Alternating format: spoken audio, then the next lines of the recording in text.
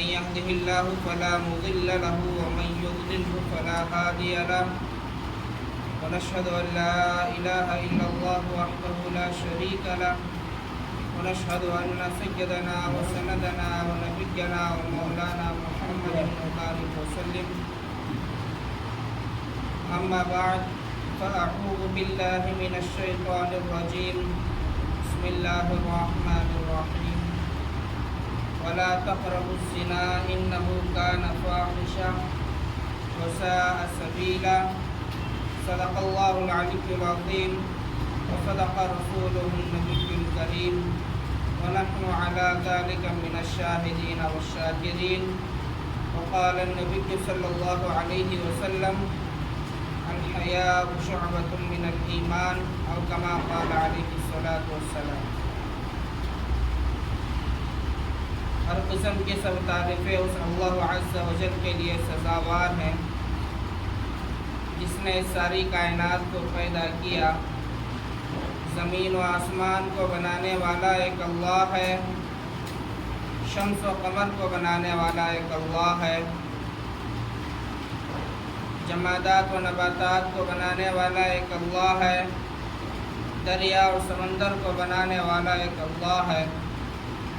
پھولوں میں خوشبو اللہ ڈالتے ہیں, پھلوں میں مٹھاس اللہ ڈالتے ہیں. آسمان کو ستاروں سے مزین کرنے والا ایک اللہ ہے. لا تأخذہ سنۃ ولا نوم. اللہ کو نیند تو دور کی بات اونگ تک بھی نہیں آتی ہے. لیس کمثلہ شیء. اللہ کے مثل کوئی شے نہیں. بہرحال ہزاروں لاکھوں کروڑوں درود و سلام ہو نبی آخر الزمان شاہ مدینہ, شہنشاہ دو عالم, فخر موجودہ, شفیع المذنبین احمد مصطفیٰ محمد مجتبیٰ, تاجدار مدینہ, غریبوں کے والی, بے کسوں کے حامی, شافع محشر, ساقی کوثر, طٰہٰ و یاسین, مزمل و مدثر, محمد عربی صلی اللہ علیہ وسلم پر. عزیز سامعین اکرام, اللہ تبارک و تعالی نے انسان کو جب پیدا کیا تب پاک و صاف, گناہوں سے پاک و صاف پیدا کیا. جب دنیا کے اندر کوئی آتا ہے تو وہ بے قصور اور معصوم, بے گناہ بن کے آتا ہے. انسان جب دنیا سے جاتا ہے اپنے ساتھ گناہ, اس کے اعمال اچھے ہو یا برے ساتھ لے کر جاتا ہے. جب پیدا ہوتا ہے تب نہ اس کے ساتھ گناہ رہتے ہیں, نہ ہی کوئی نیک اعمال اس کے ساتھ ہوتے ہیں. تو اس کے درمیان میں ماں کی گود سے لے کر قبر کی آغوش میں جانے تک انسان جو کچھ بھی کرتا ہے اللہ کے پاس اسے حساب دینا ہوگا. اللہ تبارک و تعالیٰ اسے سوال کریں گے ہر چیز کا. اگر بندہ گناہ کرتا ہے تو گناہوں کے تعلق سے سوال کیا جائے گا. اسی طرح اگر نیک اعمال ہیں تو اس کے اعمال کو دیکھ کر اللہ تبارک و تعالیٰ کیا ہے اس کے حق میں فیصلہ کریں گے کہ اسے جنت میں بھیجنا ہے یا جہنم میں بھیجنا ہے. فیصلہ کیا ہے اس کے اعمال پر ہوگا. میرے محترم بھائیو, بزرگوں, دوستو, میں نے آپ لوگوں کے سامنے قرآن پاک کی ایک آیت تلاوت کی ہے. وَلَا تَقْرَبُوا الزِّنَا إِنَّهُ كَانَ فَاحِشًا.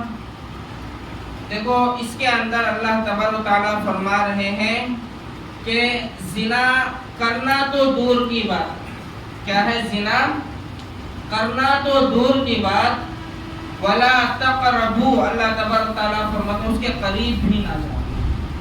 زنا کرنا دور کی بات ہے, اللہ تبارک و تعالیٰ کیا فرماتے ہیں اس کے قریب بھی نہ جاؤ فرما رہے ہیں. لیکن آج کے دور میں, آج کے زمانے میں کیا ہے, زنا عام ہوتا جا رہا ہے. حیا کے جنازے نکل چکے ہیں. بے حیائی عروج پر ہے، حیا کا نام و نشان نہیں ہے۔ میرے محترم عزیز دوستو، آپ حضرت فاطمہ رضی اللہ تعالی عنہا کے بارے میں جانتے ہوں گے کہ حضرت فاطمہ رضی اللہ تعالی عنہا کا جب وصال ہوا تو حضرت فاطمہ رضی اللہ تعالی عنہا کو دفنانے کے لیے انہیں قبرستان کو رات میں لے کر گئے ان کے جنازے۔ وجہ کیا تھی کہ کسی غیر محرم کی نگاہ بھی کیا ہے ان کے جنازے پر نہ پڑے، اس وجہ سے کیا ہے ان کے جنازے کو رات میں لے کر گئے۔ اور اس کے اندر جنازے کو لے کر جانے والے بھی کون تھے؟ حضرت علی تھے، ان کے دو بیٹے تھے حضرت حسن اور حضرت حسین رضی اللہ تعالیٰ۔ ایک کندھا کیا ہے خالی تھا تو حضرت ابو ذر غفاری رضی اللہ تعالیٰ عنہ کیا ہے اسے بھرتی کر دیا راستے میں۔ آپ جانتے ہوں گے کہ جب انہیں قبرستان میں دفنایا گیا، قبر میں جب دفنایا گیا تو حضرت ابو ذر کہتے ہیں کہ قبر تو جانتی ہے تیرے اندر کون آیا ہے، تیرے اندر کون خاتون آئی ہے، کیا تم جانتے ہو؟ یہ حضرت محمد صلی اللہ علیہ وسلم کی لخت جگر ہے، حضرت حسنین رضی اللہ تعالی عنہما کی والدہ ہے۔ تو قبر سے آواز آتی ہے کہ قبر کے اندر کیا ہے کسی کا حسب و نسب نہیں دیکھا جائے، کہ کس کی بیٹی ہے، کس کی بیوی ہے، کس کی ماں ہے، قبر میں یہ سب کچھ نہیں دیکھا جائے گا۔ قبر میں اگر دیکھا جائے گا تو اس کے اعمال دیکھے جائیں گے۔ حالانکہ یہ بات جو ہے بی بی فاطمہ رضی اللہ تعالی عنہا کے لیے نہیں، عام لوگوں کے لیے، یعنی ہم جیسے لوگوں کے لیے قبر کے اندر کیا ہے حسب و نسب بالکل بھی دیکھا نہیں جائے گا۔ میں یہ بات بتا رہا تھا کہ حضرت فاطمہ رضی اللہ تعالی عنہا کا جنازہ کب لے کر گئے؟ رات میں لے کر گئے۔ کتنے باپردہ خاتون تھی، حیا والی خاتون تھی۔ میرے عزیز دوستو، آج کے زمانے میں ہم دیکھو رسول اللہ صلی اللہ علیہ وسلم کے پیروکار ہیں، ہم حضرت علی رضی اللہ تعالیٰ عنہ کو ماننے والے ہیں، ہم حضرت فاطمہ رضی اللہ تعالیٰ عنہا کو ماننے والے ہیں، لیکن ہمارے گھروں کے اندر سے کیا ہے حیا ختم ہو چکی ہے، ہم بے پردہ ہو رہے ہیں۔ حضرت سلطان صلاح الدین ایوبی رحمۃ اللہ علیہ فرماتے ہیں جس قوم کے اندر عریانیت غالب آ جاتی ہے وہ قوم بغیر جنگ کے شکست کھا جاتی ہے، شکست یعنی وہ قوم بغیر جنگ کے ہار جاتی ہے۔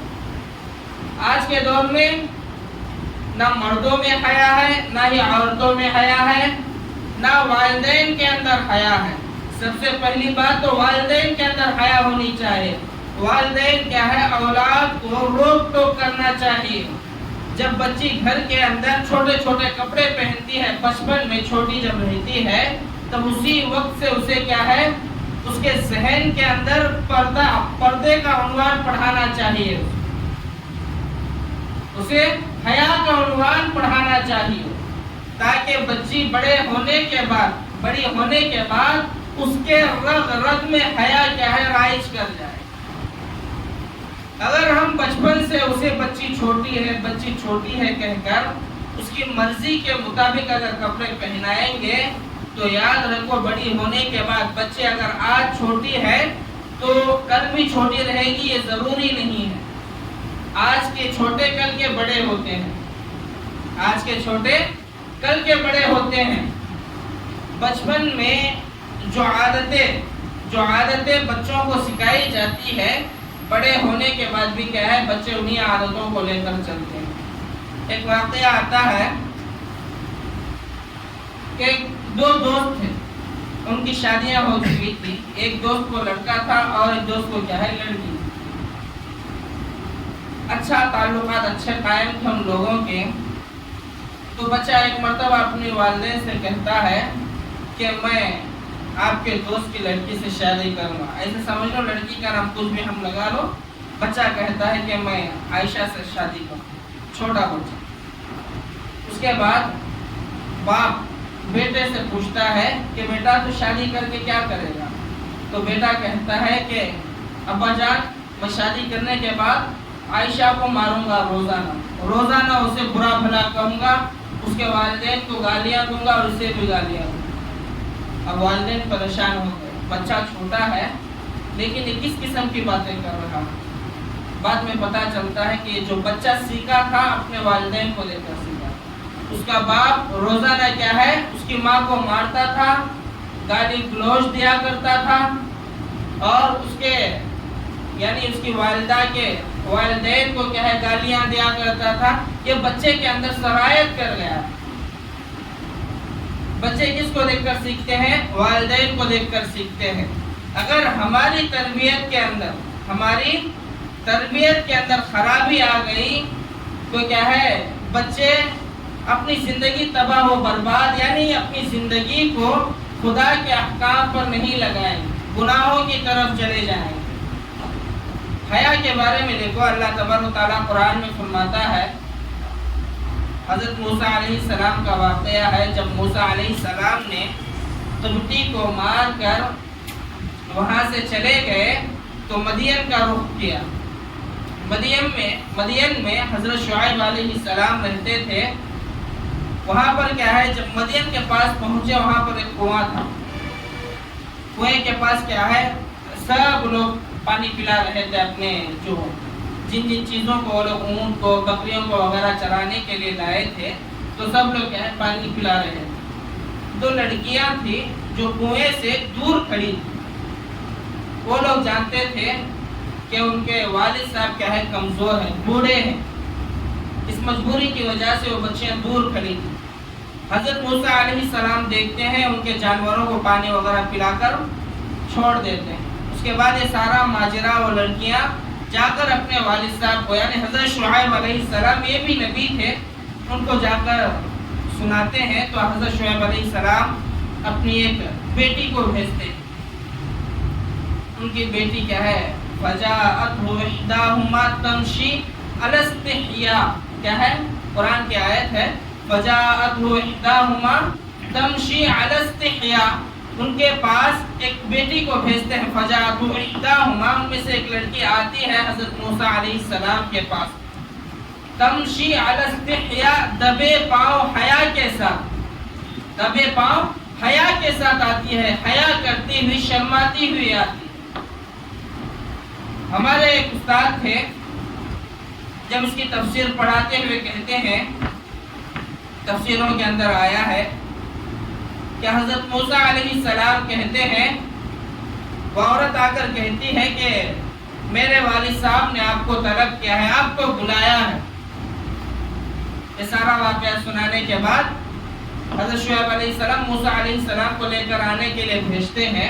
تو عورت جا کر کہتے ہیں کہ ہمارے والد صاحب نے آپ کو بلایا. اب حضرت موسیٰ علیہ السلام کیا کہتے ہیں کہ دیکھو میں راستہ جانتا نہیں ہوں, آپ میری رہبری کرو. اگر آپ سامنے چلو گی تو میری نگاہیں آپ پر پڑیں گی, اگر آپ میرے سامنے چلو گے تو کیا ہے میری نگاہیں آپ پر پڑیں گی. اس لیے آپ میرے پیچھے آنا, میں سامنے جاؤں گا, آپ کیا ہے پیچھے سے میری رہبری کرنا, یعنی آپ پیچھے سے مجھے گائیڈ کرنا کہ سیدھا جانا ہے, لیفٹ میں جانا ہے یا رائٹ میں جانا ہے, آپ مجھے کیا کرو پیچھے سے بتاؤ. تو عورت اسی طرح کرتی ہے. میں بات یہ بتانا چاہتا ہوں کہ اس وقت کی عورتوں کو دیکھو, حیا کیا ہے اس وقت سے ہی ہے. حیا یہ آج کے زمانے میں آیا ہے, یہ ایسا نہیں ہے, حیا اسی وقت سے ہے. لیکن آج کے زمانے کے اندر کیا ہے, ہم لوگ حیا کو بیچ دیے ہیں, ہم لوگ فروخت کر دیے ہیں. نہ گھروں کے اندر والدین میں حیا ہے, نہ اسکول کالج میں جانے والے لڑکے اور لڑکیوں کے اندر حیا ہے, کسی میں حیا نہیں ہے. قرآن کے اندر ایک آیت ہے الخبیثات للخبیثین والخبیثون للخبیثات والطیبات للطیبین والطیبون للطیبات. اللہ قرآن میں فرماتا ہے بری عورتیں برے مردوں کے لیے ہیں اور برے مرد بری عورتوں کے لیے ہیں. اس کے بعد اچھے مرد یعنی پاکیزہ عورتیں پاکیزہ مردوں کے لیے ہیں اور پاکیزہ مرد پاکیزہ عورتوں کے لیے ہیں. یعنی اللہ تبارک و تعالیٰ کیا ہے ان کا جوڑ اسی طرح، یعنی جو بری عورت ہوتی ہے اس کی رغبت کیا ہے برے مرد کی طرف ہوتی ہے، اور جو پاکیزہ عورتیں ہوتی ہیں ان کی رغبت کس کی طرف ہوتی ہے؟ پاکیزہ مردوں کی طرف ہوتی ہے. اور جو پاکیزہ مرد ہوتے ہیں ان کی رغبت پاکیزہ عورتوں کی طرف ہوتی ہے. آج کے زمانے میں دیکھو ہم دن بھر رات بھر بے حیائی کرے، گناہ کرے، رات میں زنا کرے، دن میں زنا کرے، 1 سے 4 عورتوں کے ساتھ ہم گھومے، اور ہم اپنی بیوی کو چاہے کہ فرشتہ صفت ہو. ہماری بیوی کیا ہے؟ فرشتہ صفت ہو. ہماری بیوی باحیا ہو، پردے والی ہو. اگر ہم یہ ایسا چاہتے ہیں، اگر ہمارا خیال ایسا ہے تو یہ خیال کیا ہے اپنے ذہنوں سے نکال دو. یہ خیال اپنے ذہنوں سے نکال دو، ملنے والی نہیں ہے. اگر اللہ تبارک و تعالیٰ چاہے تو مل بھی سکتے ہیں، لیکن زیادہ تر ایسا نہیں ہوتا. ہم پاکیزہ عورت چاہتے ہیں تو ہمارے صفات بھی فرشتوں جیسے ہونا چاہیے، ہم بھی پاکیزہ ہونا چاہیے. ہم دن بھر رات بھر گناہوں میں ڈوبے رہے اور پاکیزہ خاتون سے نکاح کر کے لانے کی خواہش کرے، یہ تو سراسر ظلم ہے. ظلم کس پر ہے بولو؟ اس عورت پر ظلم ہے.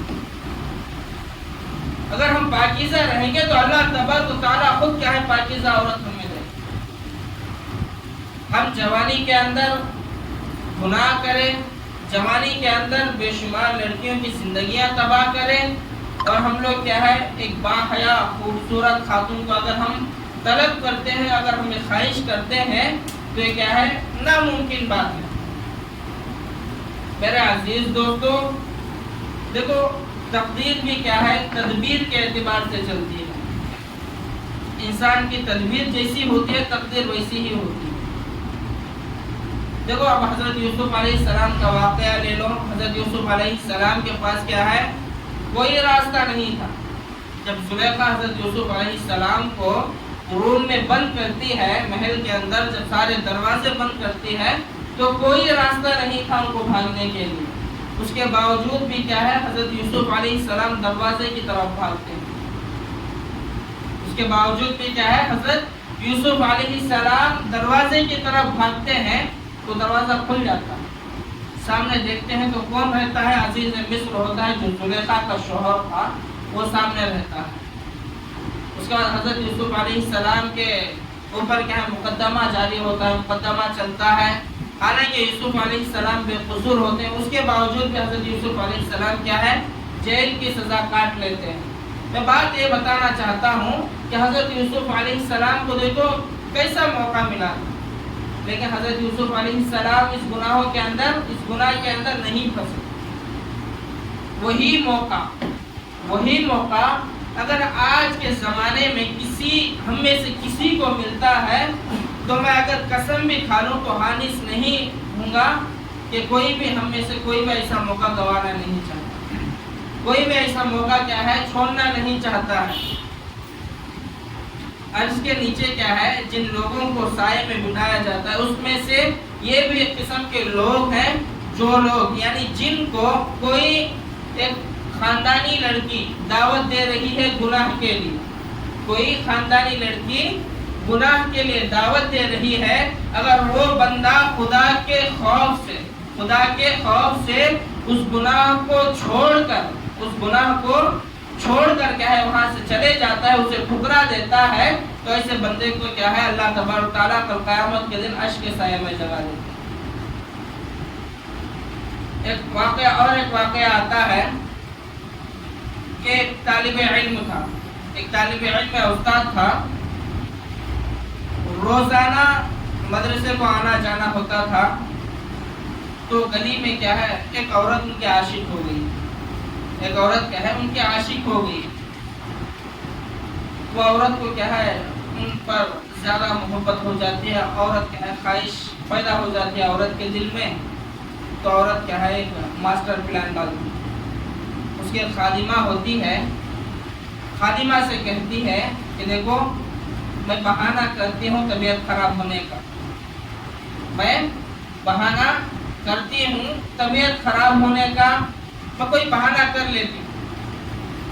جب وہ وہاں سے گزرتے ہیں تو انہیں اندر بلانا.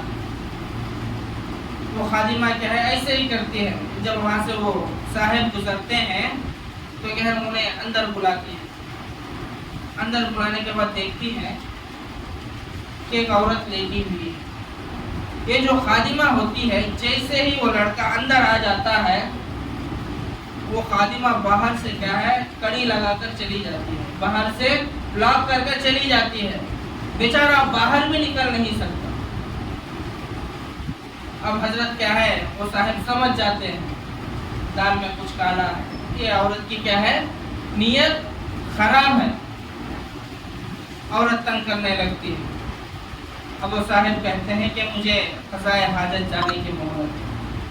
حضرت قضائے حاجت جاتے ہیں یعنی بیت الخلا ٹوائلٹ میں جاتے ہیں.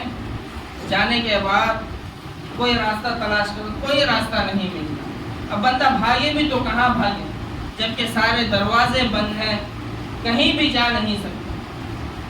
تو کیا کرتے ہیں جو پیخانہ جو ہوتا ہے بیت الخلا جو ہوتا ہے نکال کر اپنے کپڑوں میں اپنے جسم پر لگا لیتے ہیں. لگانے کے بعد دروازہ کھٹکھٹاتی ہے تو کہتے ہیں میں ابھی آ رہا ہوں بول کے دروازہ کھول کر جب اس عورت کے سامنے جاتے ہیں تو عورت کو کیا ہے گھن پیدا ہونے لگ جاتی ہے اس بدبو سے. فوراً دروازہ کھول کر باہر بھگا دیتے ہیں. اب جاتے ہوئے راستے میں کیا ہے یہ جو نالے ہوتے ہیں جیسا ہمارے یہاں نالا ہے ایسے نالے لگتے تھے تو وہاں پر جا کر کپڑے وغیرہ دھو کر پاکی صفائی کر کے پھر مدرسے جاتے ہیں. جانے کے بعد ایک عجیب و غریب قسم کی خوشبو آنے لگتی ہے ان کے جسم سے ان کے کپڑوں سے. جب استاد پوچھتے ہیں کہ یہ کس قسم کی خوشبو ہے پتہ کرنے پر معلوم چلتا ہے کہ صاحب یعنی اس لڑکے کے جسم سے خوشبو آ رہی ہے. تو حضرت بلا کر پوچھتے ہیں کہ یہ خوشبو کس قسم کی ہے، یہ خوشبو کس قسم کی ہے، آپ کون سا عطر استعمال کرتے. تو وہ لڑکا کیا ہے سارا واقعہ بیان کرتا ہے. تو حضرت کہتے ہیں کہ خوشبو قدرتی خوشبو اس کی بدولت یعنی جو پیخانہ تم نے لگا کر جس گناہ سے بچنے کے لیے تم نے اپنے جسم پر پیخانہ لگائے تھے اللہ تبارک و تعالیٰ کیا ہے اس کے بدلے میں آپ کو کیا ہے خوشبو ہمیشہ آتی ہے. دیکھو گناہوں سے جو لوگ گناہوں سے بچتے ہیں ان کے جسم سے ایک عجیب و غریب قسم کی خوشبو آتی ہے اور جو لوگ گناہ کرتے ہیں ان کے جسم سے کیا ہے بدبو آتی رہتی ہے گناہوں میں. میرے عزیز دوستو دیکھو یہ گناہ بڑا سخت گناہ ہے، گناہ ہے کبیرہ ہے. تبھی تو اللہ تبارک و تعالیٰ کرنے سے پہلے اس کے قریب بھی جانے سے منع کیا ہے. وَلَا تَقْرَبُوا الزِّنَا تَقْرَبُوا اللہ کہتے ہیں کہ قریب بھی نہ کرو. اور یہ گناہ جو ہے اگر یہ گناہ زیادہ تر ہونے کی سب سے پہلی وجہ کیا ہے بے حیائی ہے. اگر ہمارا لباس ہمارے کپڑے کیا ہے اگر صحیح ہوں گے تو کوئی بھی مرد کیا ہے ہماری طرف بری نگاہ بھی اٹھا کر نہیں دیتے. اگر ہمارے کپڑے ہمارا برقع اگر اتنا فٹ ہو کہ ہم کیا ہے عورت کی تمام اعضاء کو بیان کر سکیں، اگر ہمارے کپڑے اتنے فٹ ہیں کہ اگر ہم عورت کی تمام اعضاء کو بیان کریں تو ایسا برقع پہننے سے نہ پہننا ہی بہتر. آج کے زمانے میں یہی برقع زیادہ تر پہنا جا رہا ہے. اتنا فٹ ہوتا ہے کہ دیکھنے والے کے نگاہوں میں کیا ہے انسان کے دل کے اندر گناہوں کا خیال پیدا ہو جاتا ہے. نبی کے ایک حدیث ہے حضرت ابو ہریرہ رضی اللہ عنہ فرماتے ہیں رسول اللہ صلی اللہ علیہ وسلم نے ارشاد فرمایا ایمان کے 70 سے زیادہ شعبے ہیں یا 60 سے زیادہ شعبے ہیں. اس میں سب سے افضل شعبہ لا الہ الا اللہ ہے اور سب سے ادنا درجے کا شعبہ راستے سے کسی تکلیف دہ چیز کو ہٹانا ہے اور اس میں سے حیا بھی ایمان کا ایک شعبہ ہے. حیا کیا ہے؟ حیا بھی ایمان کا ایک شعبہ ہے. حیا کیا ہے؟ ایمان کے شعبوں میں سے ایک شعبہ ہے. جس کے اندر حیا ہوتی ہے وہ لوگ کیا ہے اس طرح کی حرکتیں نہیں کرتے. جو لوگ شرم و حیا کو فروغ کر کے جو لوگ شرم و حیا کو فروخت کر کے نکلتے ہیں، ان لوگوں کو کیا ہے، ان کے جسم پر کپڑے ہو یا نہ ہو، ان کو کچھ فرق نہیں پڑتا، ان لوگوں کو کچھ بھی فرق نہیں پڑتا ہے۔ بہرحال